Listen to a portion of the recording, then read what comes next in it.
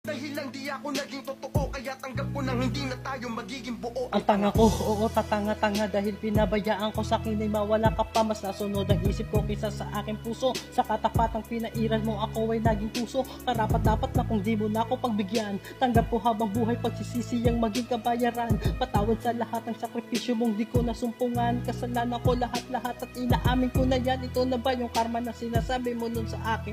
Hindi lang pagsisisi, wasak din ang damdamin. Di ko mapipilit na bumalik ka pa sa akin, pero sa loob-loob ko yun ang aking pinakadalangin. Akala ko noong una kaya ko, kahit walang ikaw sa buhay ko. Huli na nung nalaman ko, di ko pala kayang walang ikaw sa tabi ko.